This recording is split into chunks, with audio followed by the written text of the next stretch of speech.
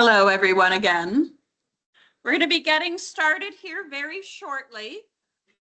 Although I have a couple housekeeping things and some exciting announcements to make in the meantime while everyone is filtering back with their delicious bites and beverages. Just so everybody knows, if you are here tonight, presumably you are a fan of interesting events with a tie to maritime history and culture. So I am happy to tell you there is another event on our horizon you may be interested in. On Saturday, December 13th, Lee Murdoch and the Dock Wallopers are coming for their annual holiday concert.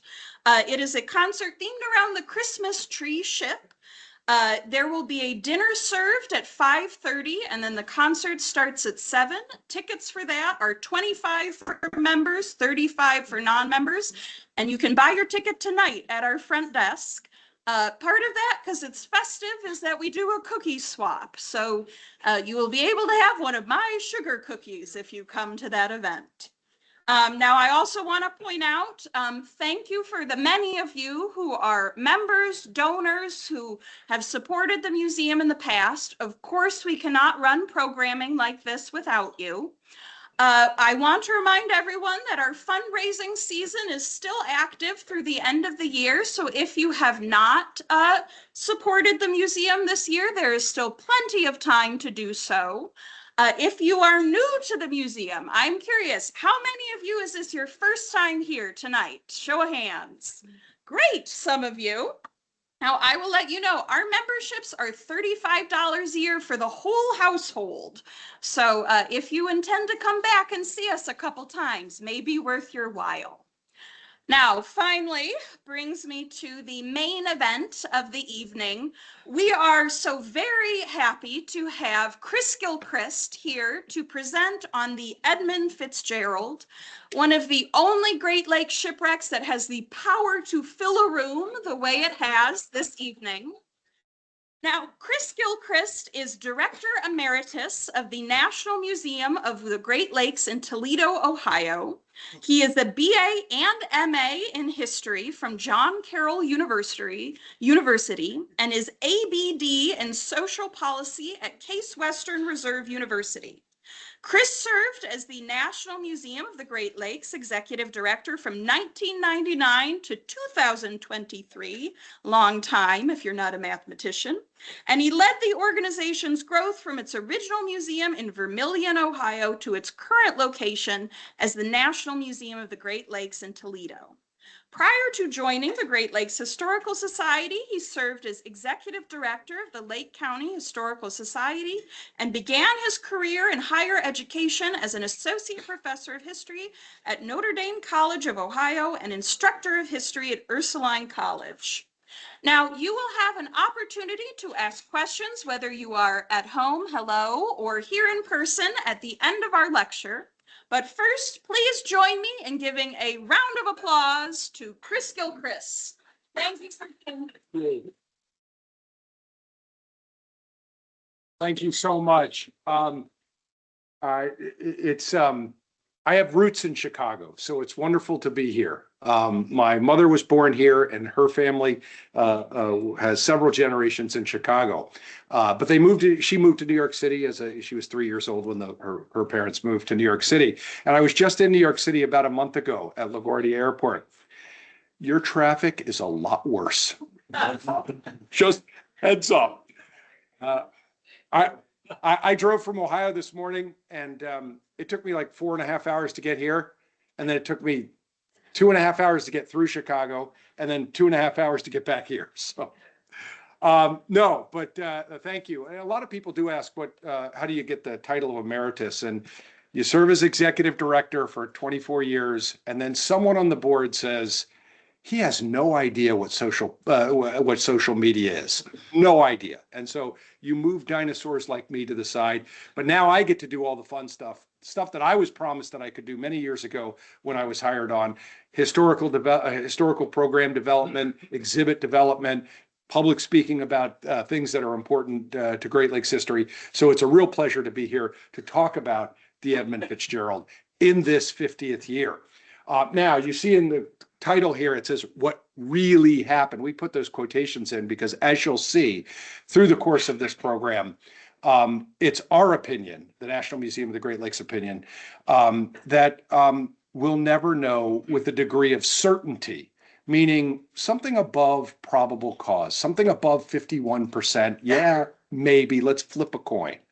Because there's three major theories, and we'll talk a little bit about the ones on the outside, but the three major theories we're never going to know, and you'll see why that is the case.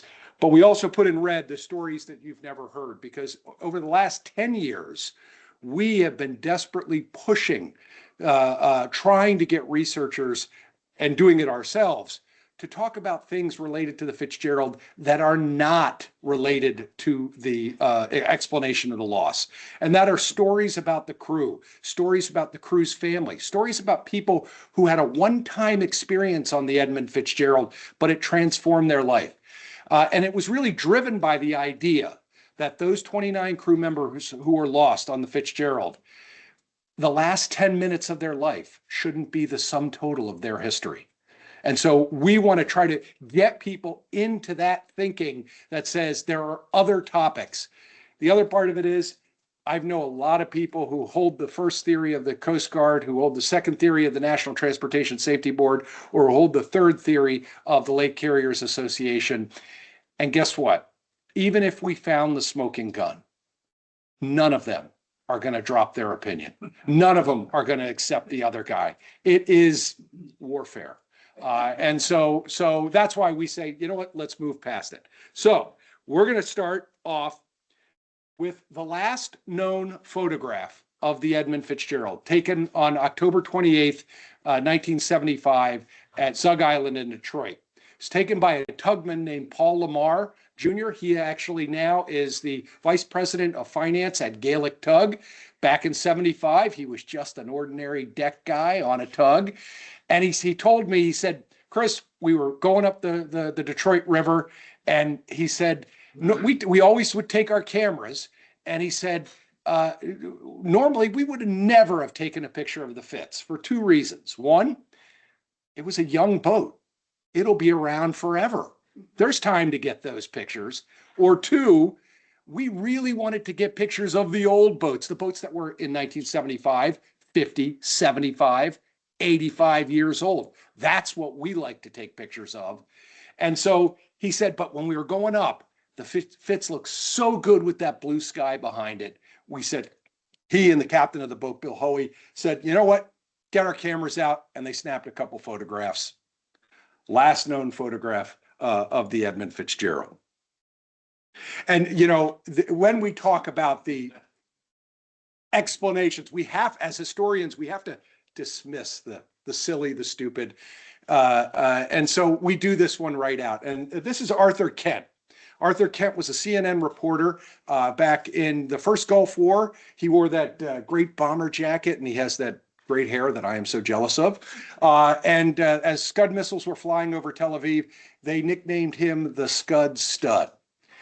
He got fired from CNN a few years later, and he went into documentary filmmaking, and he made a film about shipwrecks. And the last one he did in this, the last one in the series was the Edmund Fitzgerald. And he said, well, since the crew was never recovered, perhaps it was aliens. Now, there's a reason why Arthur Kent and cable TV exists. It's called insomnia. At 2 a.m, when you got nothing to do, he's a great entertainment. So we get rid of that.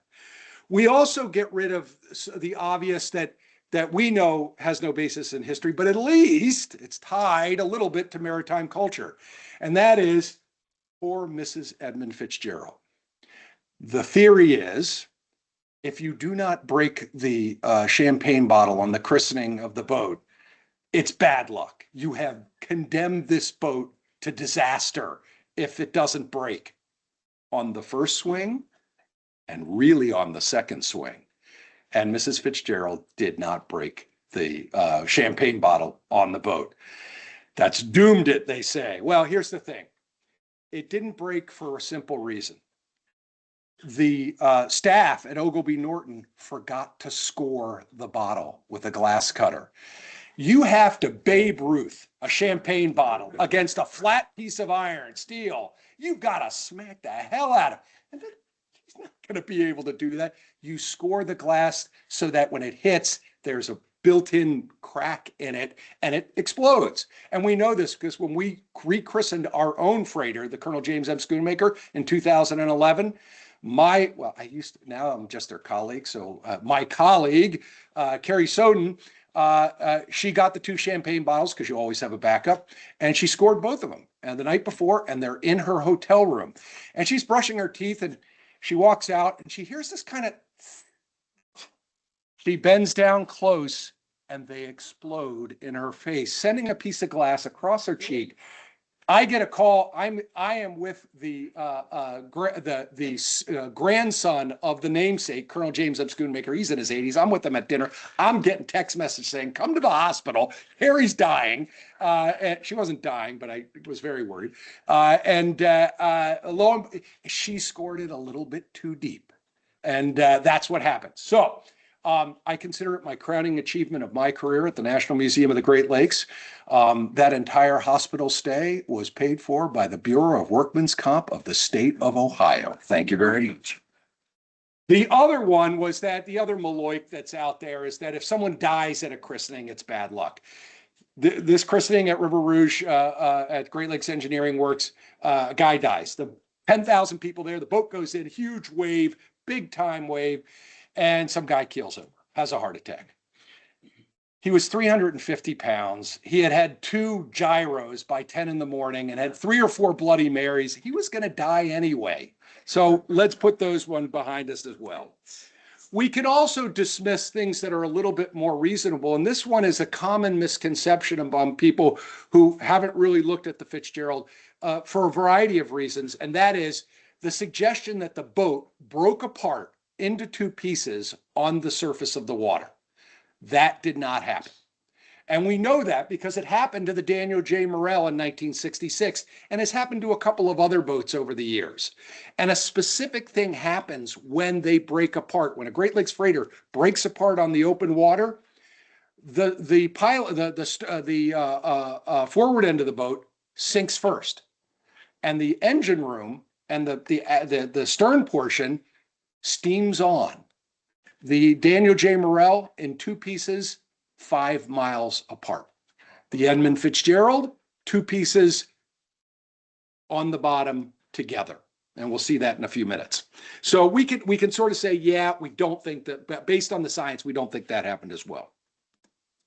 But we can look at the 3 major theories that are out there for the loss. And the Coast Guard gets the first crack at it.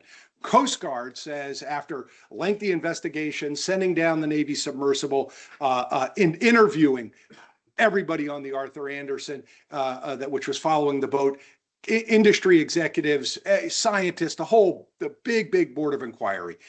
And they come to the conclusion that it was topside flooding. And, well, let's take a step back. All boats sink because they lose buoyancy. The Fitzgerald was losing buoyancy.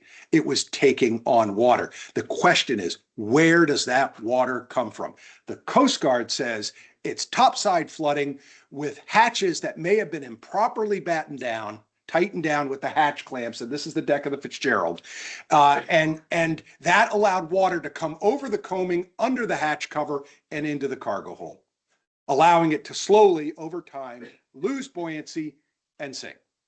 A lot of people looked at this theory in the industry and said, it just doesn't seem right. And the reason, they said, we have a time issue. From the time that the boat reported to the Arthur Anderson that they had a list suggesting that they were taking on water, and McSorley, the captain, said, and my pumps are working, meaning I'm pumping water out of the boat, okay? And the time they sank, you could never make the math work. You know, the Coast Guard said, well, maybe in the storm, the moving of the boat, because the hatches were not tightened down enough, maybe one hatch slid a little bit and left a 1 foot by 40 foot hole in the deck. You know, there's guys on watch that are watching for things like that. It would have been reported because they would have known that would have put the boat in danger. The other problem with this is you got to have a lot of water coming in, a lot of water. The two major pumps on the Edmund Fitzgerald could pump 7,500 gallons of water per minute off the boat. Now, even if in a storm they're not working perfectly, they're expelling water into the water, which slows it a little bit. That's a lot of water coming in, up and over under the hatch. It didn't make a lot of sense to a lot of people. Some people said, and it's a design flaw. All these freighters are improperly designed. The problem with that theory, this design, this basic setup of the hatch systems in place on the Fitzgerald had been patented in around 1926, and basically all of the freighters after 1926 built, and many of them retrofitted to this, had this. Now, if taconite gets wet, big deal. Coal gets wet, big deal. Limestone gets wet, big deal. These boats carry grain. If grain gets wet, there's going to be an insurance claim on it. And there is no record of massive insurance claims on Great Lakes freighters because of leaky hatches. So they really questioned, dug down deep. And the first organization to challenge the Coast Guard was the National Transportation Safety Board, NTSB. They said, we don't buy what the Coast Guard says. We're going to do our own investigation. And they hold hearings. And the National Transportation Safety Board says, we think it's topside flooding, but we think it comes from two sources. First, over there, the little white piece off the deck, Captain McSorley reported that he had some vent covers down.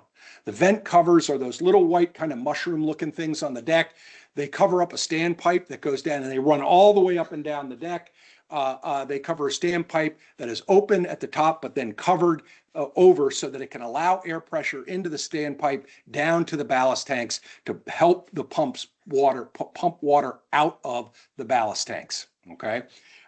He had some of those down, which would have left a 6-inch in diameter hole in the deck. He has 3 of them down. Not enough to sink the boat. And the National Transportation Safety Board admitted to it. They relied on the idea that the Fitzgerald suffered a hatch implosion because they're worried about the question of the timing. And the Fitzgerald goes down very quickly. Arthur Anderson reports that it's on its radar screen 1 minute and then it's gone, which means a very fast sinking. The investigation, the survey of the boat with the submersibles in 1976 argued that the bow of the Fitzgerald hits the bottom going 27 miles an hour. In steamboat time, you are at Indy 500. That is slamming into the bottom, right? Steel, half-inch steel plate buckling in the forward end. Do I need to, I got a notice here for, okay. It says remind me tomorrow. Okay. All right. Sorry about that. I'm old. I don't get this stuff. And so it hit hard. Had a hatch imploded, the Captain McSorley would have abandoned ship. A boat with now a 13-foot by 46-foot hole in the deck is lost in a storm like that. It's done. We know the Henry Steinbrenner had a hatch implosion in 1954 on Lake Superior. It had different hatches, telescopic hatches that were wooden framed in steel. And those hatches imploded and that boat went down in about 12 minutes. One of the problems with the National Transportation Safety Board is somebody said, well, how? What caused the implosion? Was it green water on reinforced steel hatches that are reinforced above the coaming?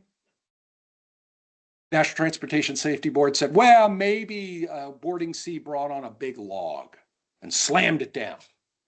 Or maybe boarding seas picked up the spare propeller blade at 2.5 tons, lifted it off the deck and slammed it onto a hatch. Probably not going to happen. There is one theory, though, that does make some sense, and that is that little piece in the middle is called the iron hand of the boat. It's the hatch crane. These hatches they cannot be manually lifted like the wooden telescoping hatches of old. They have to be lifted by a 15-ton device that is run up and down the boat on rails. If that came unhooked, it's always tied down with steel cable. If that came unhooked in the storm, that weighs 15 tons. That can do some damage. The problem with this theory, though, is that it assumes that it happens and McSorley does nothing about it. It's not going to sink the boat instantly. There's going to be a few minutes. And the last words of McSorley are, "We are holding our own." So it couldn't, once again, difficulty in explaining these issues. Now the the Coast Guard Board of Inquiry, Admiral and a couple captains go into a room, they make a decision, it comes out as one voice. National Transportation Safety Board, they make a decision, somebody doesn't agree, he gets to publish a dissenting opinion. The dissenting opinion of the National Transportation Safety Board was, and I paraphrase, "These guys are cuckoo for Cocoa Puffs. They hit a shoal." And the lake carriers built upon that.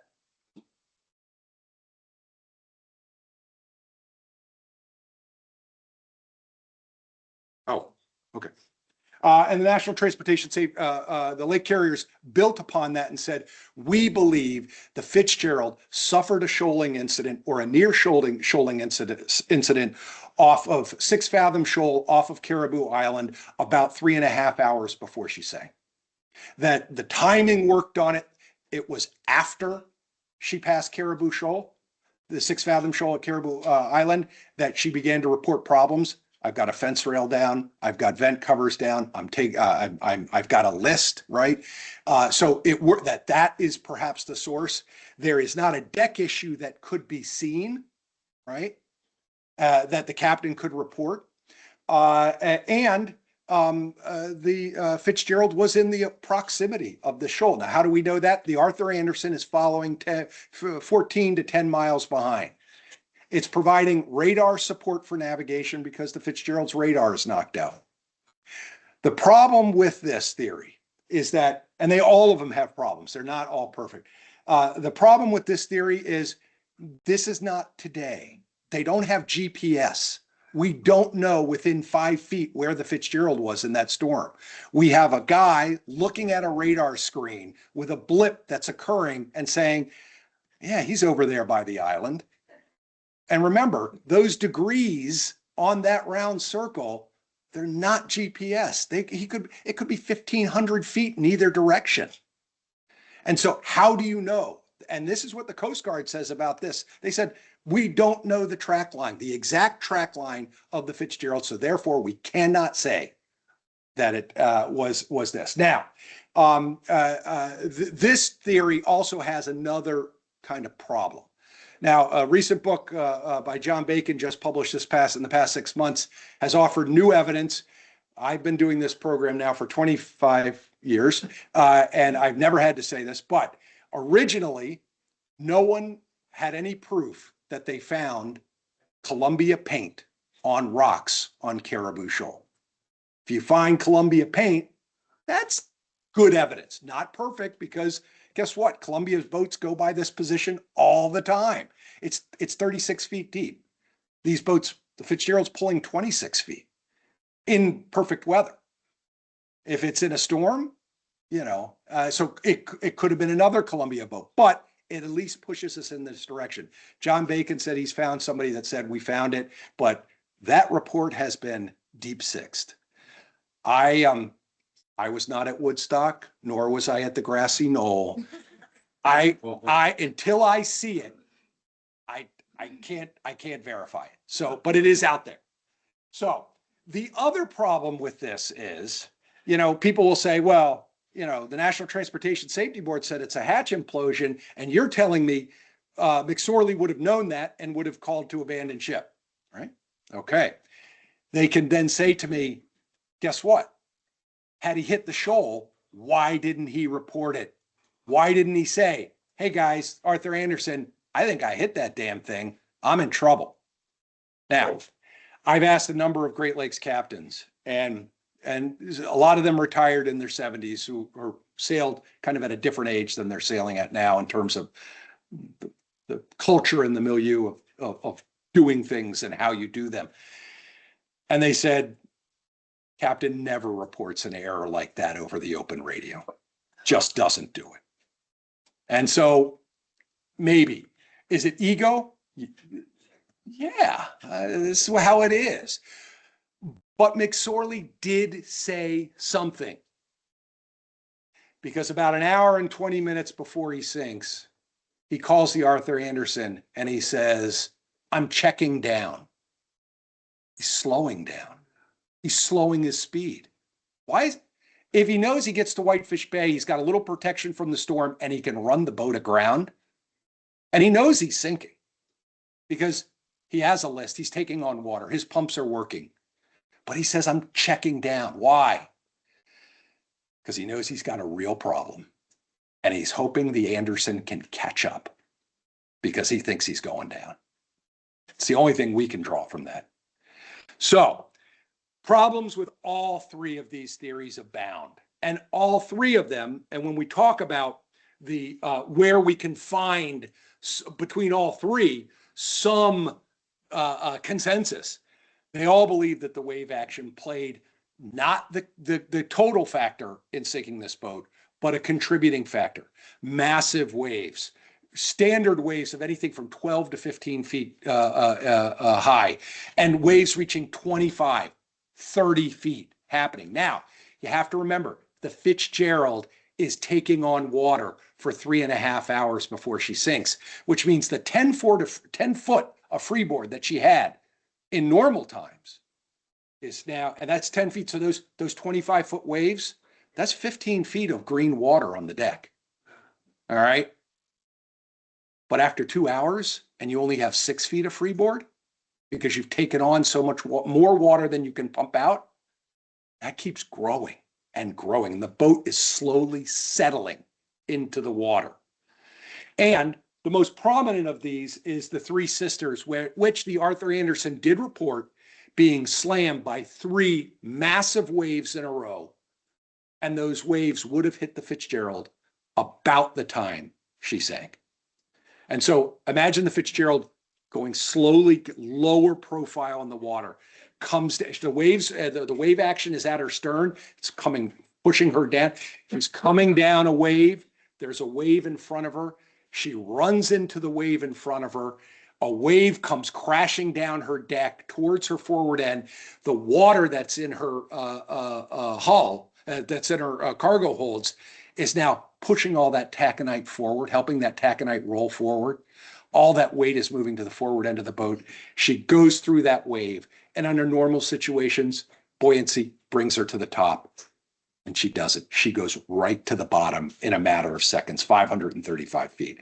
So they all agree that the wave action is a contributing factor. It's not the defining factor, because guess what? The Arthur Anderson is right behind her, and she makes it through the storm. She was not taking on water like the Fitzgerald. She didn't have an event like the Fitzgerald, whatever that event was. They also agree that we're never going to know beyond, they all say this is probable cause for the accident is X. Probable cause is flip a coin. It's never going to be proximate cause. And they all agree that the storm itself, which produces the wave action, which produces the wind, which produces the wave action, is also a significant part of that. And what some researchers did is they took all of the data that was on that night, that was in the weather reporting stations, and they put it into a software to create essentially a CGI Doppler radar to give an idea of what that storm looked like. And the Fitzgerald was sailing into the worst part of that storm with a wind gust of up to 75 miles per hour at the height of the storm, 30, 40 minutes before she sank. So that wave action could clearly have been of that contributing factor. So we all agree on that. We can also agree there are no more witnesses. There were no personal witnesses because no one survived, but no new witnesses are going to come forward. And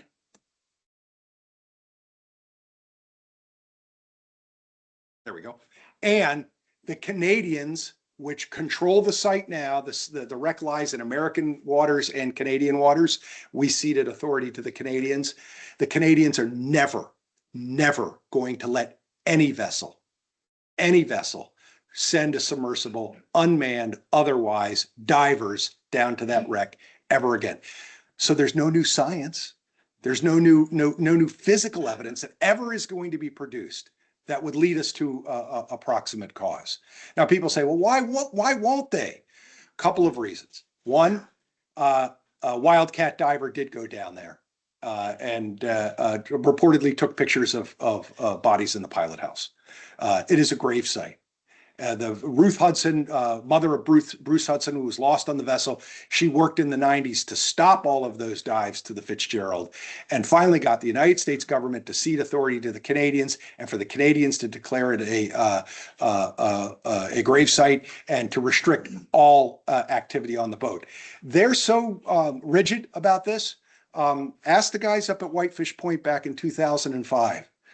Because they ran a side scan sonar over the wreck without a permit, and they got a strongly worded letter from the Royal Ontario Police saying, if you ever do that again, we're going to extradite you to Canada, because they're serious about this stuff. They also don't want divers to go down there. You know, just because you can afford fancy diving equipment and you can take a couple of classes and doesn't mean you're qualified to go down to that depth.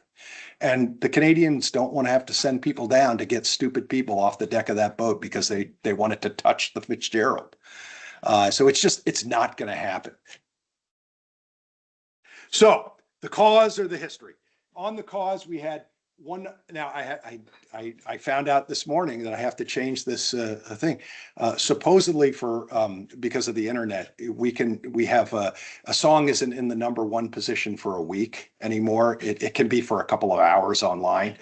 The Edmund Fitzgerald in the United States finally got to #1 on November 10th, 50 years after the sinking, the wreck of the Edmund Fitzgerald. So it didn't up until then. The song, documentaries, dozens of books, no movie, by the way, no Perfect Storm, but all of that on the loss, and really on the history. One book by Chris Winters with some of the guys up at the Whitefish Point. We did a documentary 10 years ago, and this PowerPoint presentation really concentrating on those stories, and that's what we're going to talk about for the rest of tonight, which we talk about people who were on the Fitzgerald, who knew people on the Fitzgerald when it sank. And Tom Walton, we interviewed him. Great stories. Tom's dad, first of all, his uncle is on the boat when the Fitzgerald sinks. He dies on the boat. His dad, which is his uncle's brother, his father, is chief engineer for Columbia Steamship. And, you know, Tom was a journalism student at Bowling Green State University down by Toledo. And, you know, his dad pulls him aside and says, you know, son, I don't know if this journalism thing has any future for you. Why don't you come work on the boats for a year? You know, come work on the boats. Tom fought it. He fought the good fight. He said, Dad, I'll do a summer. I'm not going to miss a semester. I'll do a summer. And in 1962, his dad got him on the Edmund Fitzgerald to work in the galley crew. He's a steward, right? So Tom knew that, and everybody knew his dad was a fleet engineer. And so he gets on the Fitzgerald, and there in the galley, his first assignment is like 300 pounds of onions to peel. He says, he knew he was being hazed, but he did say, I learned more about life, more about what it means to work a real job in those 3 months than I ever did in anything else I ever did. And the journalism thing, he became editor-in-chief at the Toledo Blade, one of the top 50 newspapers in the country. So he did have a career, but he learned so much. And he told some great stories. He tells about when his dad came to visit him. The boat was in port. And, you know, as steward, one of your main jobs is, you know, cleaning the floor of the galley. And so he had just mopped the floor. He walks around the corner. His dad comes over from another boat. It's raining outside. He's walking through the port area. His boots are all muddy, and he tracks mud all across the floor. Tom comes around, doesn't see his dad, and yells out, "Who the hell is muddying up my floor?" And the other steward looks at him and says, "Hey, he may be your dad, but he's still chief engineer of the fleet. You don't talk like that to him."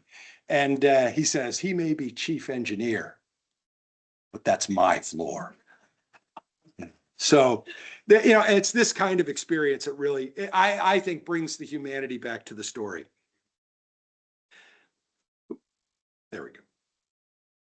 There we go. It's not always easy. It's much easier now. 50 years ago, it was difficult to find the role of women in Great Lakes maritime life for a variety of reasons. But Julie Brown Jessup was able to jump into the foray for us to tell a story. That is her on the left. As a 10-year-old girl, she's wearing Captain Peter Pulser's hat, and she is standing at the wheel of the Fitzgerald. We interviewed her, and she said, I was young. I can't remember if we were out on the open lake or he was allowing me to steer it on the Detroit River. Now, that's because OSHA didn't exist at the time, occupational safety. But Julie Jessup tells the greatest story because she says her dad worked for the railroad company, so he got 2 trips. He took his kids on one of them. They're up on Lake Superior. There is a dock strike. And there are about 20 Great Lakes freighters in the western base. It's like 1973. There is like 20 freighters in the western end of Lake Superior, all waiting to be loaded. And Peter Pulser gets on the radio. This is Edmund Fitzgerald to all ships in the western Lake Superior. We have an emergency. I have 2 kids on board, and we are out of ice cream. Boat calls in. We've got you covered. Peter Pulser orders the crew to put the lifeboat into the water and row across to the other boat to get the 10 gallons of ice cream. And he's heard from the bridge wing of the Fitzgerald. He yells out, "Hurry up! It's July. Don't let it melt." It's those kind of stories that really help tell about the people on the boat and what they were doing and what their lives were like. Get this one. Ed Perrine. Ed Perrine was finished his career as a chief engineer for Bethlehem Steamship Company. He did 1968 to 1970 on the Fitzgerald as an oiler in the engine room. Ed says, we're going to tell 3 stories from Ed. He says 2 of them, he says, the Fitzgerald saved my life. And he said the first one was, he had been working with his father, who was a chief on another fleet. And he said, if I have to work another season with my father, I am going to kill him. And I'll get caught and I'll go to jail for the rest of my life. So he wrote a letter to Columbia asking for a job from Columbia. He didn't tell his dad about it. He got the letter. He says he's been appointed to the Fitzgerald. He goes to his father and says, "You know I want to work with you the rest of my life." And he says, "But look." And his dad looks at the letter and says, "It's the Fitz. You got to take that job." He says, "Dad, I don't want to." And he gets the hell out. The other story is that Ed Perrine was dyslexic and he could barely read. And he said, I learned to read. I learned to figure out what the letters meant with my dyslexia. And he said, how I did it? I read every Mickey Spillane novel in the cruise lounge. And he says, there was about 20 of them. But he said, they all are kind of formulaic and they're basically the same. And he says, so after that, he says, I didn't want to participate in the card game because I would lose my shirt in the poker game. I started picking up the manuals of equipment in the engineer's office, of every piece of equipment in the engine room. This pump, this motor, that motor. And he said, I figured out how to read and I learned what an engine room is supposed to do. And that got me to a chief engineer's position, for which he retired. Now, he tells me a story, Ernie McSorley, the captain of the Fitzgerald, had I think his reputation won the disaster, and if it did shoal, that's the responsibility of the captain, and so that weighs on people's perception of McSorley. But also, people had a lot of people after the fact who weren't on the Fitzgerald but sailed with McSorley in his last 2 years, Said, oh God, he would never come to the galley, to the officer's dining room. He would take his meals in his own quarters. He'd never talk to people. And there's kind of this curmudgeon-y impression of McSorley, which Ed Perrine told me was absolutely false. He said, for the last 2 years, yeah, his wife was very sick and he was constantly worried about her, constantly worried about her. And so he had kind of turned in himself during those last 2 years. And he says, that's not the Ernie McSorley that I saw in the bar up in Duluth, or down in Cleveland. And he said, I'm going to tell you my favorite Ernie McSorley story. And he said, Ernie said, first, if you're going to tell a story in a bar, the best stories are about yourself. And so he told stories about, he was very self-effacing. He told a story of when he was the first mate on the Joe France, and the Joe France gets caught in the ice below the Sioux right around Christmas time. And the Coast Guard says, we can't break you out. You're going to be there for a couple days. Just hold tight. The crew's pissed off because they're not going to make it home for Christmas. Everybody's depressed.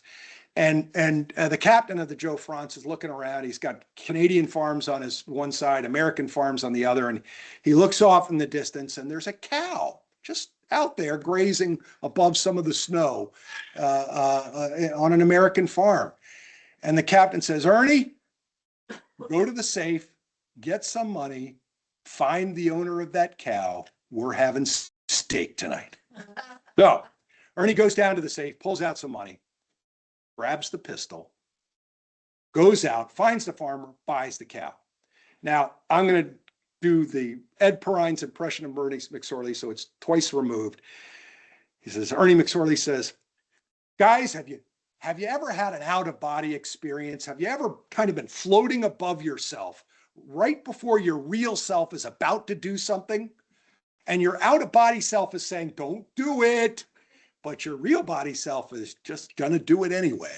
He says, that's what I was experiencing. We had just paid for the cow. And as I pull out the pistol and I'm aiming it at the cow's head, my out-of-body self is saying, don't. He pulls the trigger. He says, I really should have walked the cow back to the boat. Just as Ernie McSorley's those last 2 years when he had that heavy weight of a very sick spouse on his mind, maybe that isn't the correct interpretation of his life. That's Ed Perrine, my Ed Perrine impression of Ernie McSorley. Frank Samsel probably was the first person outside the Coast Guard and people who could hear the open radio channel that the Fitzgerald had sunk. He is the owner of Samsel Marine Supply in Cleveland, Ohio, and he fitted the Edmund Fitzgerald out with the encapsulated inflatable life rafts. Those are the life rafts that are one at the bow, one at the stern. They have a sensor on it. If the sensor reads that they're under a certain amount of water pressure for a certain amount of time, it automatically explodes and the two inflatables immediately come to the surface.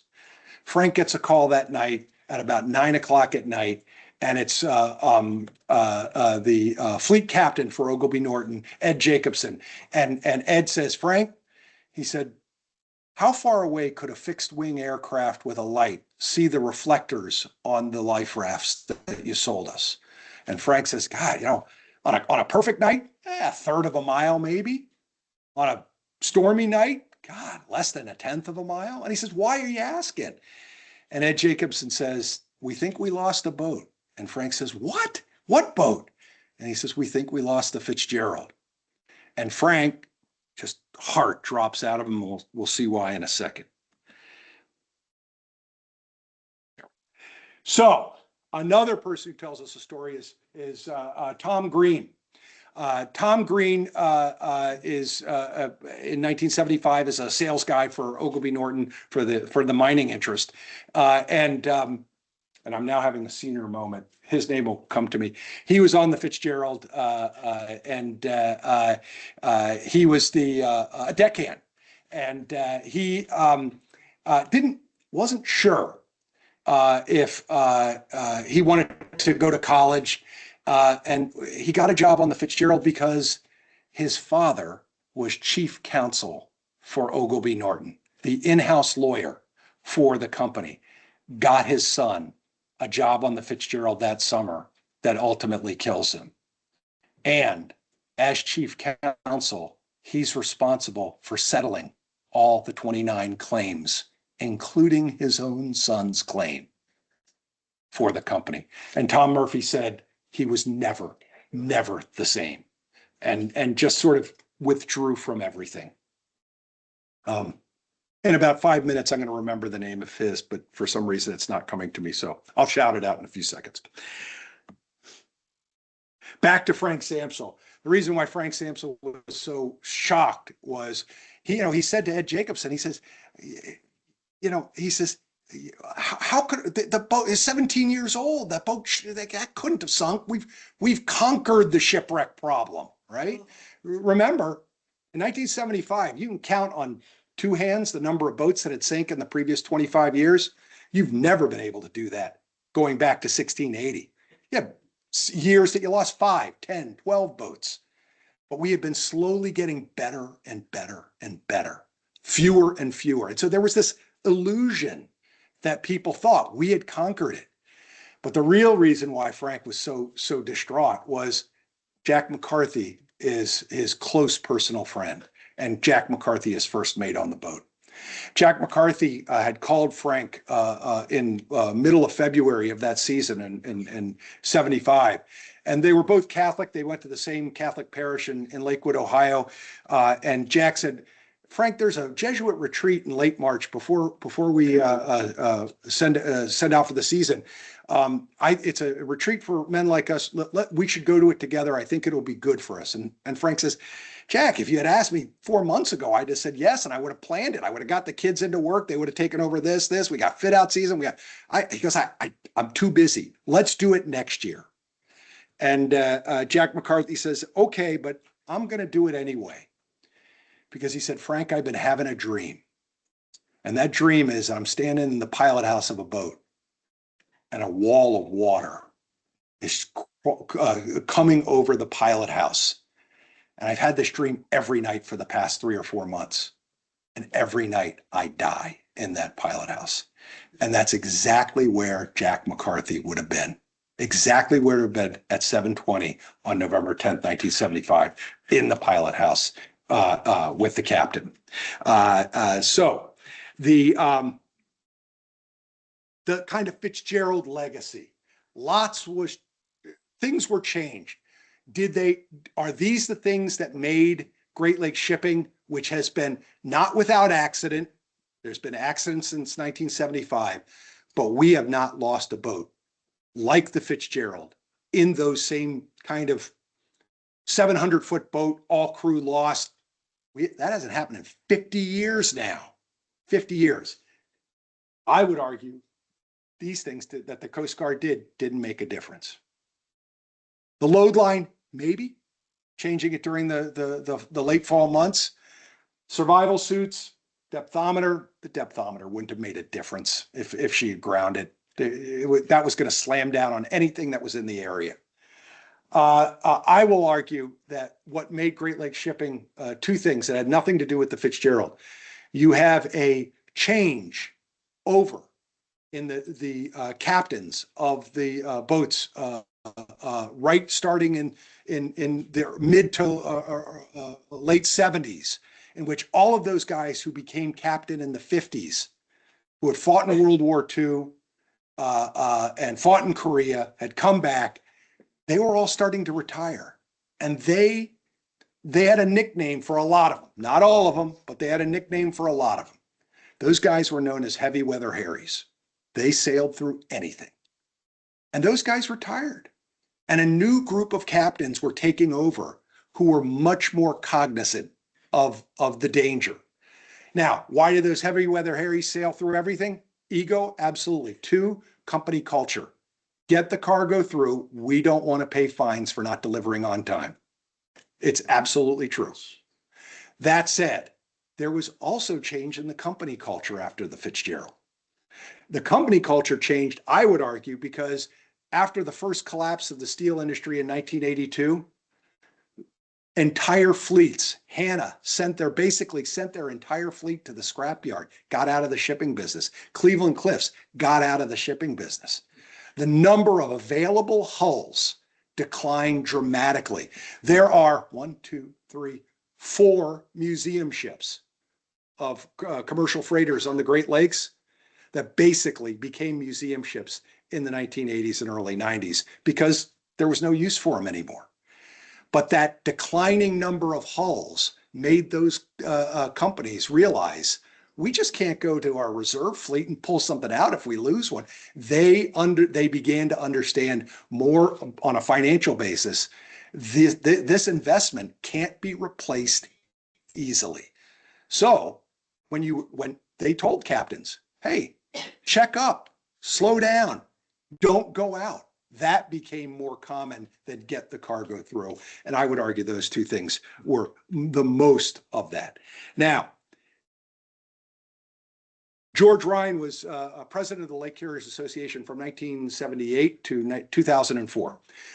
He was after the Fitzgerald. He was a ocean-going captain who became maritime administrator for the federal government, and then came back to work in his last 25 years as the Lake Carriers Association president. He shocked me because this is not a guy who likes popular culture.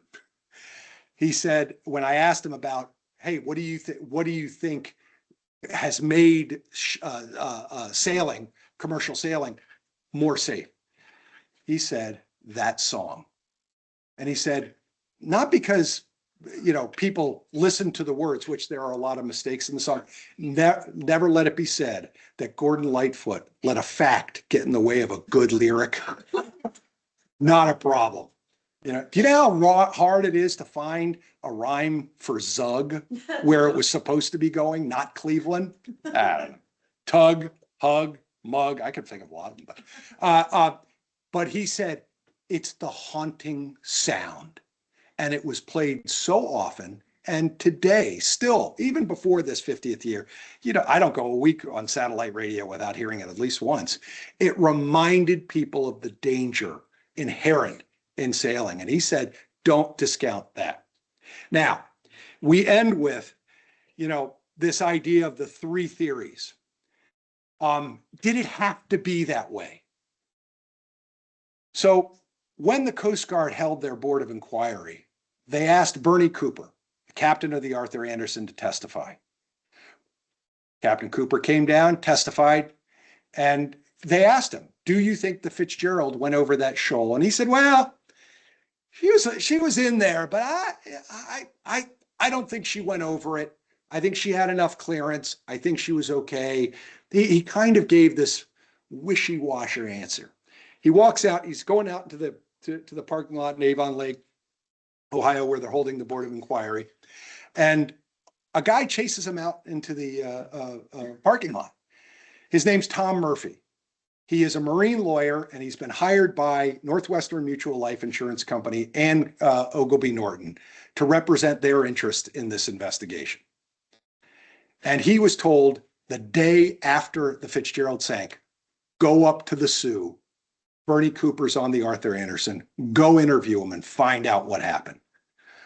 He got in at about 5 o'clock that day. He got to interview Bernie Cooper at 5 o'clock. He runs out after the board of inquiry and says, Captain, that's not what you told me. You told me a completely different story the day after. What's going on? Now, this is 2 guys alone in a parking lot. Tom Murphy wrote it in his book. Tom Murphy said that Bernie Cooper turned to him and said, I'm not going to let you hang it on the skipper. Not on my watch. So, now, was that said? We don't know. For years, Bernie Cooper would not say. Later in his life, before he died, he said, yeah, he may have gone over it. But the problem got a little thicker because the next day after on the board of inquiry, there's guys in dark suits from Pittsburgh who are arguing with the admiral in the corner of the room. And the admiral's waving them off. And they're holding a tape recording. Bernie Cooper, before he talked to Tom Murphy that day after the Fitzgerald sank, talked with the Home Office, and they recorded the call. And they were there to present that tape recording to impeach their captain's testimony of the previous day. And the Admiral of the Coast Guard, 9th District, would not accept it. Doesn't have to accept it. His rule is final. He said, I heard it from the captain. I'm not going to, you can't verify that that's Bernie Cooper. Oh. And the recording, I'm going to kind of paraphrase it, but to give you the feeling of the recording, it was, I told my guys, don't you put us where she is. He's going to kill himself. He's right over that thing. My God, what is he doing in there? Versus, I don't know, she probably was okay. Had Bernie Cooper said that at the Board of Inquiry, would we have had 50 years? And just to give you an idea of how extreme these people go back and forth on this issue of it's the hatches, it's the leaky hatches, it's the imploded hatch. A guy accused me of being part of a conspiracy with U.S. Steel because my name is mentioned in Tom Murphy's book because he came to visit our archives and he said, can I see the Fitzgerald file? And I said, sure. And he thanked me for letting him see the Fitzgerald file, which was open to the public. And I said to the guy, he said, I'm going to protest in front of the opening of your new museum. And I said, I was 10 years old in 1975. I am not part of the conspiracy. They hold it. And if Bernie Cooper had done that, now he has been by a lot of people pilloried because of that disclosure. But here's the thing, just like the last 10 minutes of these 29 people's lives shouldn't be the sum total of their life, there's another Bernie Cooper. And that's the Bernie Cooper who, following in the Arthur Anderson, who reported the Fitzgerald probably had sunk, gets into Whitefish Bay, and he gets a call on his radio from the Coast Guard. And you can listen to this. You can YouTube it. There's something called YouTube. Just put Bernie Cooper Fitzgerald and it'll come up, a recording of it. Coast Guard calls him and says, Arthur Anderson, we think you're right. The Fitzgerald, we think it went down. And Bernie Cooper says, my God, she was out there and then she was gone. And then the Coast Guard says, can you go back out and look for survivors? And there is silence. Silence. And when you're listening to it, it feels like 20 minutes. It's not. It's like 10 seconds, but it feels like 20 minutes. And Bernie Cooper says, repeat. And then he says, do you know what it's like out there? We almost didn't make it in. Repeat, are you asking me to go back out? Yes. Now, there were a bunch of boats in Whitefish Bay. Bernie Cooper turned his boat around and went back out. That thing that happened at that Board of Inquiry is not the sum total of his life. And he's a hero. And the other ones, the William Clay Ford, they went out. And a Canadian boat went out. But a bunch of boats stayed in because they said, we're not going to risk our lives for them. But those guys did. And that's what hero is. So, this is a complicated story. And as I say, let's move away from trying to pinpoint the exact cause and find, and just in the last, so just to give you hopefully it'll be coming out in our journal in next year. I got a call a week before the Fitzgerald anniversary from a reporter up at the Sioux. He says, I'm going to send you this obituary of this woman from last year. And he says, read it and tell me what you think. And in the middle of it says, this woman had a ship-to-shore phone conversation with Captain McSorley in which he was calling out a distress signal. All we've heard is, we are holding our own. That's the last words of McSorley. But now, this woman in her obituary is saying, I heard a distress call. Now, it was given credence because she worked for Michigan Bell. And so people said, well, maybe. People are saying, this reporter saying, maybe there was a distress call. So I spent the next 24 hours researching it. And first, Michigan Bell did not have a ship-to-shore unit. And why would Ernie McSorley make a ship-to-shore call for a distress, a Mayday call? He's going to do it on an open channel on the radio where anyone in the area can hear it, not a radio operator up at the Sioux who's going to patch him through to the home office. No. Plus, the ship-to-shore radio was controlled by a company out of Lorain, Ohio called Lorain Electric. So no, what now? Was she lying? No. I think, like so many people back then, she had a marine radio on her at her desk. She heard the conversations between McSorley and the Arthur Anderson. She was up at the Sioux. She heard the conversation, and over the years, she kind of internalized that he had called her, and then, or maybe her kids interpreted it as he has called her. Maybe she said something like, when they're growing up, it was like he was talking to me. And then her kid, and this story just transforms over time. This is stuff that I find fascinating. And I think that's the direction we should head as a research community. So that's it. I hope you enjoyed it. If you have questions, I'm happy to answer. I can't, my wife says I'm not allowed to drive till 4 a.m. to get back to Ohio. So I got a hotel somewhere down in Indiana, but I can stay for as long as you need me. Question?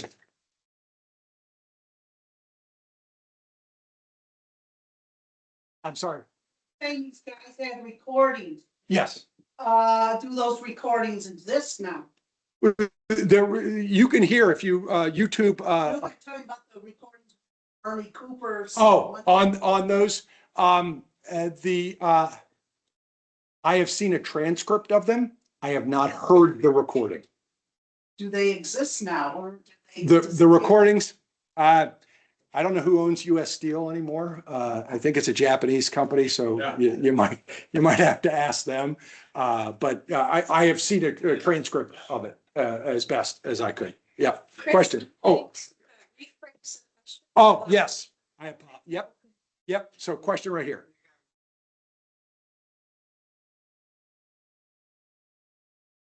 Trouble point is that where the ship was, and what was the wind direction and velocity? So 70 upwards 40 to 45 to 60 miles an hour, regular blowing at the height of the storm in the eastern basin between Caribou and Whitefish Point, which is where the Fitzgerald sunk. It's coming around and it's coming in from the north with the boat's stern. So it's pushing the waves against the stern and down the deck to hit the forward end of the boat.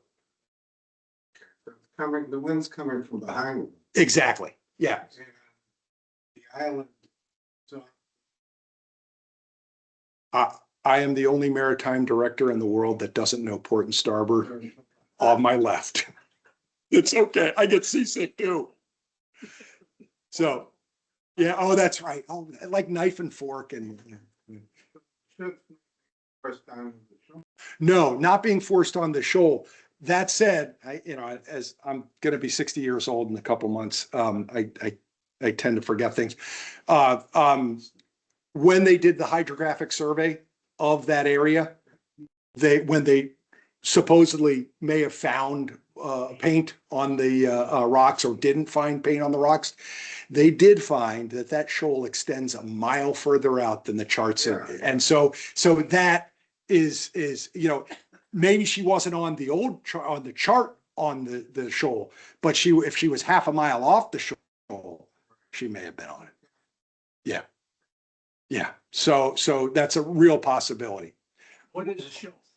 Shoal, it's a kind of an outcropping under the water. So think of it as a kind of a mountain that comes off the bottom of the lake. So, the Fitzgerald lies in 530 feet of water right now.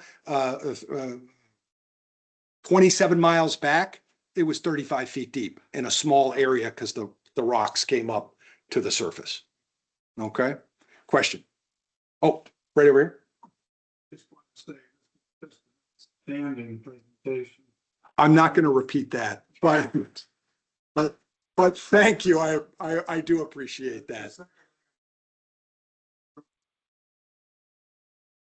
Captain Queeg and the strawberries.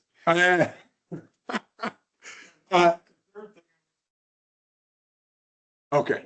There have to be watertight bulkheads. Uh, All the way down. the Fitzgerald did not have watertight bulkheads, in the cargo holds. In the cargo holds. That is an improvement that has been made since then. The crazy thing is, all those things that were improved upon were all required. Like, for example, the self-discharging enclosed motorized lifeboat. So had they tried to lower the lifeboat in a storm like that, they're dead. That's a death sentence. That was only for boats that would be built after 1975. And you can count on one hand the number of Great Lakes vessels that were built. I mean, the Mark Barker, which was built in 2023, was the first American built boat on the Great Lakes in 40 years. So not a lot of the boats have them on there because they're grandfathered in. So yeah. All right, other questions? Right here.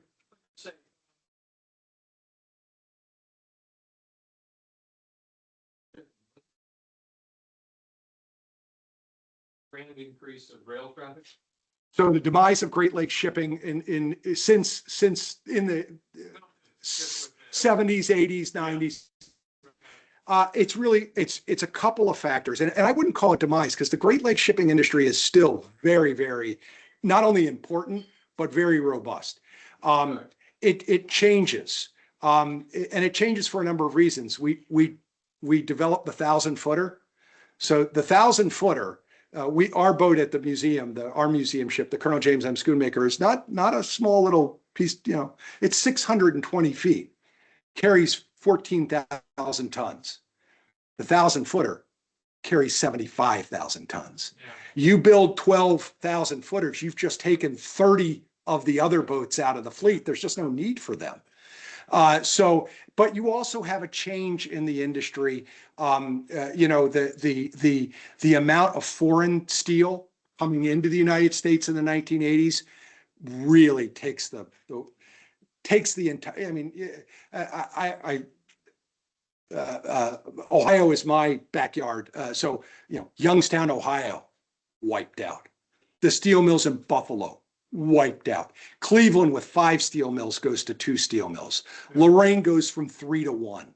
It's pretty significant, and I would argue foreign steel is the principal thing that really changes the ability of these companies. And so you have a lot of the fleets either getting out of the business, the mining companies that were in the business selling off their fleets and saying, we'll just hire somebody else to do it. So I think that's probably more of it than anything else. Yes. And was it Espinal? No, she was up at Superior, Wisconsin. I keep doing that. So, is there or yeah. So the question is, was there weather warnings before the boat left Superior? The captains always get weather reports. In the old day, you're sailing out of the port and you look over at the flag as you're leaving. And if it's got a clear sign, you go, all right, we're good to go. If it's got a hurricane flag, well, maybe we shouldn't go. No, they did get reports. Here's the thing. I mentioned that movie, The Perfect Storm. They talk about that as the storm of the century, right? Yeah. We have those every 10 years. Come on, George Clooney, come do our film, these guys, you're going to get storms, particularly in October, November, December. I was lucky enough to go on a tour of the recently built Mark Barker before when it was christened, and they were telling us in the pilot house, essentially, he says, we got Doppler radar on this boat. We can see a storm cell 20 miles ahead. We know how big it is. We know how powerful the winds are going to be. We just slow down and let it pass on by, and we'll go right in behind it. They didn't have that. Think of it, as a weather report being a piece of paper with the lines, with the arrows, and you say, that doesn't look too bad.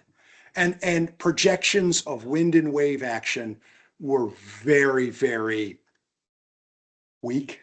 I won't say unreliable. okay, one storm says 45 mile an hour and you go out and you go, that's 25 miles an hour out here. So, and I think that feeds into the idea that the captains know best, and that if the captain thinks we can get through it, we'll get through it. So I think there's a lot at that time. It's just it's a particular point of time where we have made improvements, significant improvements that are reducing the number of shipwrecks. And yet we're still not there. And that technology hasn't yet happened. So, let me jump back here. Yes, sir. So the Anderson was telling them where they were? Yeah, in relation to other things. So you're heading, I'm sorry, the Anderson, the question is the role of the Anderson and its navigation support to the Fitzgerald. The Anderson is behind, the Fitzgerald has no radar. It has a magnetic. They had Loran, but the Anderson's radar, particularly in showing where the island is, they're able to say by degrees how close they're coming in, and they're also able to look on it and say, "Hey, you're still on that heading. You're close to the heading. You're holding your line." And that's about the sum total of what they're able to tell them. Yeah. Yep. Yep. And so, and people will say that, hugging the North Shore of Lake Superior in a storm and then cutting down is I want to say the correct, because if the storm is coming out of the north and it's swinging around, you want as little water between you and your boat and the land, because that means less wave action. But you do have to make that turn. And now everything is at your stern. Now it's better to be at your stern, but was that the wrong decision? And people have said McSorley had not made that run very often. And so was he too close in to Caribou? Possibly. Question here. Yeah. 40 to 60 is a storm of the season. Yeah. Don't know is I'm familiar with boats in the 30 to 40 foot range. And a 40-foot sailing yacht race, you got wind coming on your quarter or your stern, you're going to have quite a bit of roll. Yeah. How much roll if you got 1,000 footer? And yeah, you want to be under the lee of the island, but you're losing control if you got a significant roll. Yeah, and the Fitzgerald, the question about the role of the Fitzgerald in a storm, a lot of people, right, fourth, a lot of people have said, history of the Fitzgerald in its 17 years was that, it in storms, it went side to side. It had a lot of movement in it, and that is possible. But it's 40 foot. Yeah. The Fitzgerald made it through, the Arthur Anderson made it through.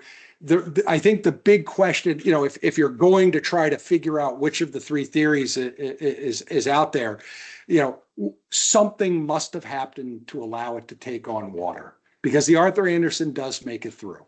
And the Arthur Anderson did not have the amount of water in its hull that the Fitzgerald did. And so it was something. Was it falling? Yes. Yeah. They were both fully loaded. The Anderson, they were following it. In fact, some have suggested that why McSorley was ahead of the Arthur Anderson, because he wanted to get to Sioux first. I beat you.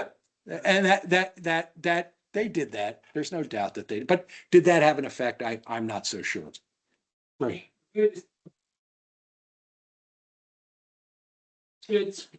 left the service, or was on its way to leave, to go into the yard 2 months before the end of the normal surf season. And that 2 months, it's a lot of taconite in 2 months worth of serving. So nobody seems to, according to this latest book, John Bacon's book, yeah. yeah, nobody has any record of what service was to be performed 2 months before the end of the season. Why did they quit 2 months before a profitable season? Why did they stop hauling? There doesn't seem to be any record. And could it be that there was something that nobody wanted to talk about? I don't know why. So the question is, there's a suggestion that this was the last trip of the season of the Fitzgerald. According to the book. According to the book. I agree with your point that why would, January 10th is the close of the season. You got 2 months. And it's not like they didn't run the Fitzgerald, they ran her. And so I don't think John Bacon has done enough on that particular to convince me yet. I've heard that. Everybody said it's the last trip. Hopefully I'm going to have a conversation with Ernie McSorley's lawyer for his estate. He's still alive and he won't be able to tell me anything that's confidential, but I do want to find out if that's one of my questions, because it's always been said, oh, this was McSorley's last trip. And that it doesn't ring true, because it was not going to be Jack McCarthy's last trip either. His son said, no, my dad sailed to January. We weren't going to see him for a couple of weeks before he'd get a weekend off. And he was first mate on the Fitzgerald. So there are some questions about that. Now, the idea of the Coast Guard examined the Fitzgerald in mid-October and approved it for late season sailing. Now, here's the thing. People have said to me, you give a guy in the Coast Guard a frozen turkey and he'll do anything you ask him to do. I don't buy that. I really don't buy that. And I know there's this sort of culture out there that, they don't know what they're doing. Our boat is fine. I don't know about that. Now they did say, yes, there was some cracks in some welds. The boat was going to go in on winter, for the winter. It was going in for work anyway. And they said, when you put the boat in January or whenever it was going in, when that's to be determined, you got to get these 3 things fixed. These welds need repair. But they approved it for fall sailing. And so, The Coast Guard moved the plimsoll. Another thing. What's that? The Coast Guard moved the Plimsoll lines. Yeah. So, question. Yes, I'm sorry.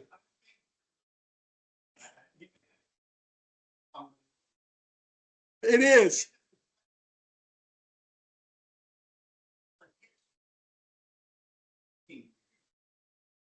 All right. Now I can talk about Gordon Lightfoot. Is this the last question? Okay. And I'm happy to stay after, or I'll talk in the parking lot or whatever. I'm good. Get the real story. Yeah. So Gordon Lightfoot, great. It's a great song. And I always laugh and I point out the things that are wrong about it. He's not going to Cleveland. It's not a mill in Wisconsin. The Mariners Cathedral is a beautiful church. He did change, as he performed it, 2 sets of lyrics. He does not say, since from about 2000 forward, he stopped saying a main hatchway gave in. Because I think he said, I don't know. But he didn't change the publishing rights on it. That never changed, because then people could steal your product. And then he also changed a musty old hall, because people in Detroit said, our church is beautiful. And so he changed it to a rustic old hall. All right. Now, Gordon Lightfoot, at the 40th anniversary, I have a board member, and he says, and he's at the 40th, he's 77 years old. And he says, Chris, what are you doing for this 40th anniversary? We should do something, make some money on it.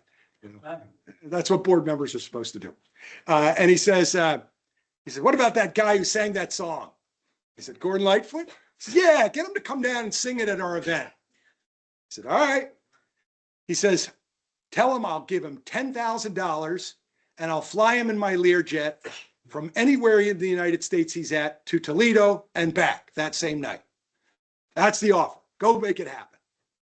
I got a hold of Gordon Lightfoot's manager. Gordon Lightfoot's manager says, oh, you want us in Toledo? Ah, that's great. Okay, here's what you got to do. It's $45,000. You got to put the band up in a hotel. You got to guarantee 30% of the seats at a 1,000-seat arena or a 1,000-seat theater. And he said this, you got to grease the union sled. You got to bribe the union to let us in and come in at night and all that kind of stuff. I said, sir, I don't need Carefree Highway and Sundown. I want Gordon Lightfoot with an acoustic guitar singing one song. And his manager said, can't do it. Now, Gordon Lightfoot passes away, and I mean this not disparaging, because Gordon Lightfoot was great to the family members. There's a reason at the National Museum of the Great Lakes that the Gordon Lightfoot song isn't played in constant repetition, because you have to pay for it. He lets Whitefish Bay have it in perpetuity for free. That's okay, you know. But that said, at the 50th anniversary, we're all talking about it, and now I'm the old man, and they want me out of the picture, and he's the old guy. When is he going to retire? That's all I hear. And they're all talking about we should get a Gordon Lightfoot cover band. I said, I don't think that there actually is one. That said, I said, you know what? Let me think about this. I did a little research. Gordon Lightfoot's daughter, Meredith Moon, is a folk artist, music, a singer-songwriter in Toronto. I don't know what Facebook is, but my wife does, and she sent a message for me, and I then got an email from Meredith Moon, and I said, would you consider coming to Toledo the night before the anniversary and doing a show at the Valentine Theater and singing your father's song? And she said, it would be the greatest honor of my life. She says, I've never sung the song publicly. And she came down and she did it. And we had about 400 people who came out to see it. Bad things happen to good people. I'm driving to go to the show on the Ohio Turnpike and my tire blows out. I missed it. I was going to get to meet her. Oh, well, life goes on. But it's a great song and it's a great story. And yeah, so wait. One.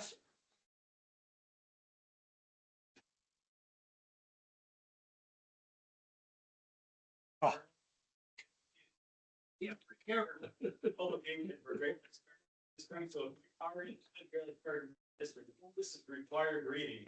Go to the link he's got up there and go to the indices level of the membership. Thank you all. And here's so history starts here. Local history is what makes all the other history work. And so support the Chicago Maritime Museum, because this is where you're going to find all of those nuggets that ultimately all of us work together. And guess what? We don't compete with them. They don't compete with us. A rising tide lifts all boats. And I know, isn't that terrible? God, that's terrible. So support the Chicago Maritime Museum. It's a great organization. And thank you all for coming. Thank you.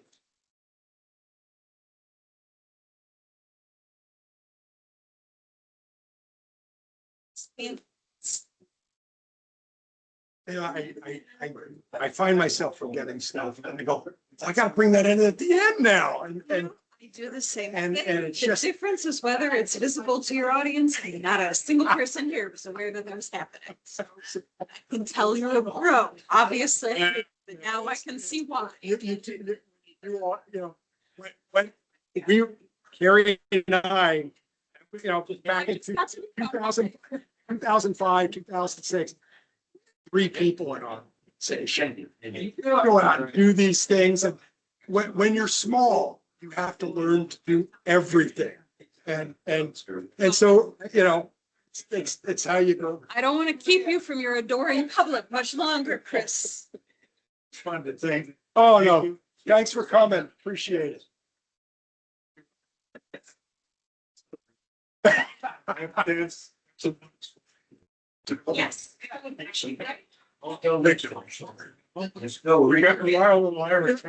Yes, and you know what she's saying, because, you know, we get into these arguments and about public policy and stuff, and I'll say, you know how many people in the United States have this? It's 12.3 million. She'll go, oh, I'm gonna start Googling, because I think you just make these numbers up in your head. Occasionally. Sometimes I'm over it. I appreciate it. Nice comment. So much. Good to see you. Oh, absolutely. Absolutely.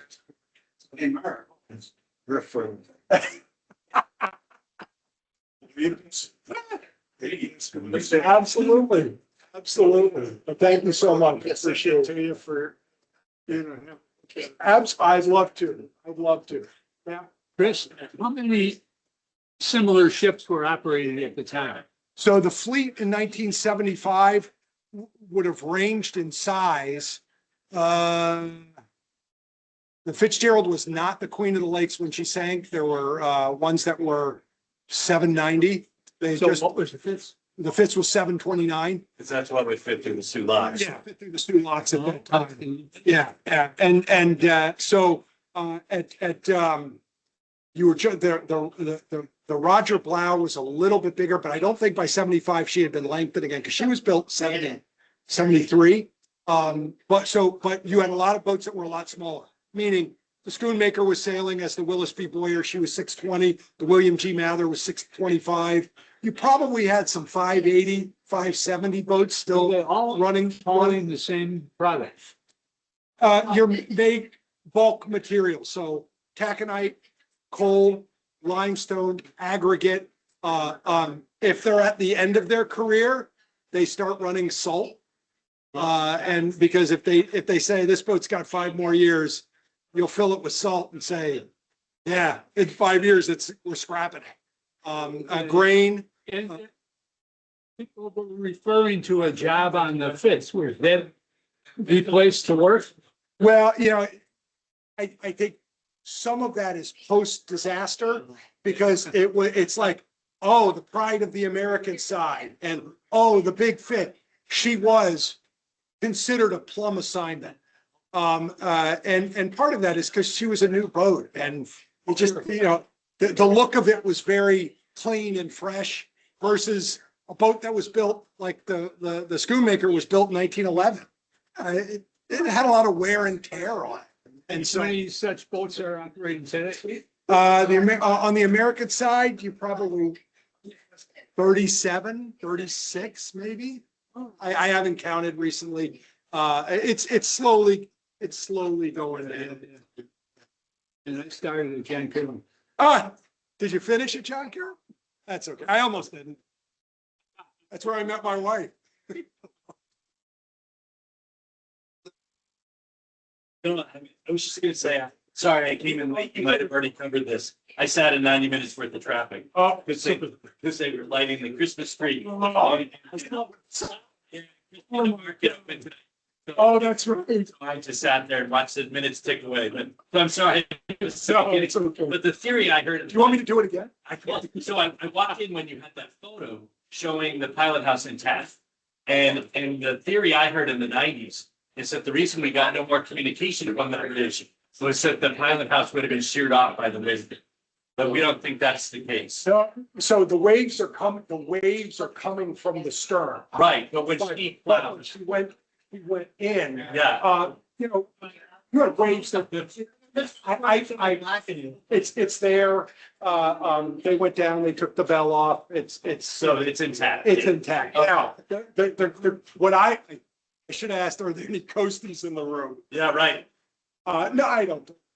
So one of those grand conspiracies, if you read the Coast Guard report on the Fitzgerald. I don't know which page it is, but you can clearly go to it and read down when they're talking about the underwater survey of the boat where they videotape it. Sure. It says, the bell is missing.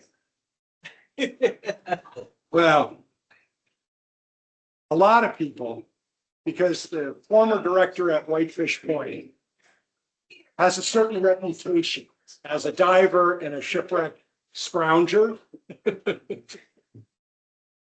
And a lot of people said, well, in 1975, if the boat is missing and you're telling us you cut the bell off the top of the pilot house to bring it up, how are those two facts possible? And a whole conspiracy about whether or not that was a fabricated bell that came up. Here's the thing. I don't know, is it Oxum's rule that says, Oxum's razor, the most likely answer is probably the truth? The simplest way. Postcard made a mistake. Right. They were looking from the wrong angle. That's the most obvious. Right. I've done water surveys too. It's easy enough to miss something. And you don't have a lot of visibility. No. Really, Yeah. sometimes there's like a third survey that can't be. Do you think I'm on target here? I just started. That's cool. That is very cool. Very nice. So two quick things. Yeah. When you mentioned maritime traffic. We had a photography here a few months ago. Thank you. Spectacular pictures of Calumet City. It's showing everything rusting away and cheering. But then when he tells us at the end, it's in the summer, every slip is occupied with a big barge full of grain, right? So times change, right? It's not that there's no traffic. It's huge barges full of grain. Yeah. Things, you know, or the breadbasket of just. Absolutely. So for example, the first major steel mill built in 50 years was built, just opened in Toledo, Ohio, 4 or 5 years ago.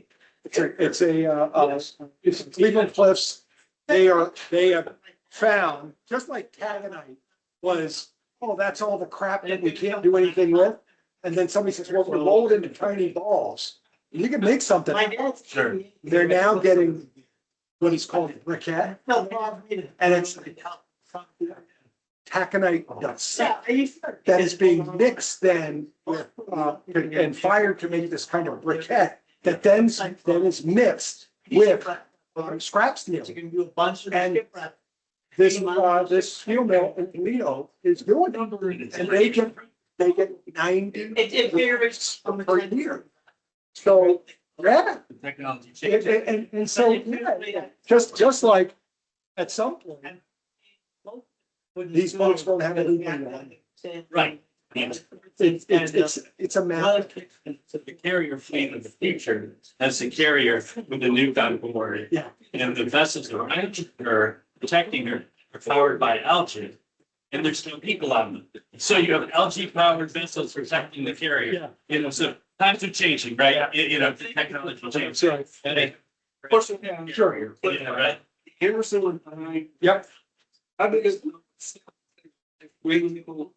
So it's on its radar, has a little blip. You can see it on the radar. They did report that during the storm, when there was a break in the rain and the kind of fog, every now and then they could see her. If she was about 10 miles behind. Could they see through the storms? But when storms it'll slow, the rain will stop for a few minutes and they could see the lights on the horizon. But on the radar, they could see, on radar, you can sometimes, depending on your setting, you can see 50 miles out. And it's just a blip. It's just a blip. Suddenly the blip. And you know, like a clock, the line of light goes around and sends out the wave. And then it comes back with what is blocked the wave, and that's the image you see. And so the boat is on the screen, and then the next time around, and it's gone. It's gone. And now they could have, the operator could have grabbed a cup of coffee, and it made 3 turns. I had approximately. It went down very quick. So he knew it really. And he said, whoa. Wasn't some kind of other. No. They immediately, and they said, all right, watch it. Where is he? And then they began, you know, Arthur Anderson calling Edmund Fitzgerald. This is the Arthur Anderson, you know. The guy radio. and they were getting no return. And that's when they called, the Coast Guard, said, we got a problem. So on the seabed, is the Edmund Fitzgerald totally intact or is it broken? No, It's a picture you were showing us. Yeah, yeah, Where I yeah. saw that the pilot house was intact, which isn't what I had heard. That was good to see that. now it is There. messed up. There It is, Within 2 feet. it's in two pieces. So you have to, so if you measure from here to here, to here, this is the bottom of it. And then you measure that piece. This part here is missing 120 feet. Because when it hit the bottom, Then it the broke. up. midsection explodes into 1,000 pieces. Right? What's that? Would it have been a trough, right? Probably not. And the reason, with both ends of the boat on a top of a wave with nothing under, because the odds are that would have broken in two. And if it had broken in two, the odds are they would have probably separated. This boat hit with it all intact. The hitting, and this is where the lake carrier said, it hits. And if the midsection on the bottom has a significant crack that over 3 hours with this and this is cracking and getting bigger and bigger and spreading that crack. Maybe that's what causes the lack of integrity, that when it hits, boom, it explodes. Did they record where the cracks to be fixed were at all? Yeah, they did, but and there were welds at certain points and Was it any correspondence to a broker? I don't know. Okay, and that's, Yeah, no. and that's fine. Yeah. So the midsection, when it hit, assuming it hits at a certain angle, and they know this, if you step out, just these plates, these steel plates are buckled, so they know at 27 miles an hour, they estimate that if the boat comes in at that angle, at 535 feet, she's 729 feet, the propeller is out of the water, spinning. It starts to slow down as it's grinding through the rock on the bottom. The stern starts to drop down. Maybe that's where it starts to really crack.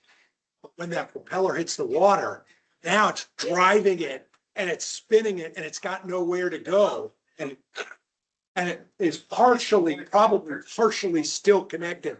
And it's pulling it down to the bottom and then it snaps apart while it's underneath. So one last thing before I go. So we were talking about the vessels that stayed in Whitefish Bay and the vessels that went out to search for them. You've got to wonder too, in the Hi, dark everyone. and the weather, Thank you for joining. and with the I'm gonna life-saving close equipment they had on board, our, in the Teams extremely meeting now. unlikely event they could find Thanks, somebody in the everyone, for water, coming. even fully bringing them aboard. I mean, and in a timely manner, with how cold the water is and how cold the air is, your chances of, First of all, it takes the Arthur Anderson a while to get. yeah. They're going 12 miles an hour. Well, they're fighting for their life, aren't Yeah. they? Yeah, and so it's an hour and a half after they report the Fitzgerald gone, they're all dead. Yeah, right, exactly. Yeah, exactly. Would you, is there one above the others? Not too- John Bacon's book is really, it's just, I don't agree with everything he says, but no historian agrees with everything. But it is, I find it's a great read. It's well researched. And so that's a good one. But if you can get Tom Murphy's book, it's called the Edmund Fitzgerald, The Mystique and Its Evolution. What was the name of the second author? Tom Murphy. He's the lawyer for Northwestern Mutual. He lays out his case for a grounding, and I think it's pretty clear. Well, so that I can get to the computer here. In Lake Superior waters, the Coast Guard have given up on trying to get the Blackfoot Indians to carry PFDs. They won't. They're like, I don't want to sell. So when I go down, I want to go down. They're kicking us out. I'm taking you to right here instead of here. So nice to be able to swim those things. I call it. Under. We haven't had much reason to do it before. I'm glad we needed to tonight. Yeah. It's tricky with the ceiling. They don't all go both Yeah. ways.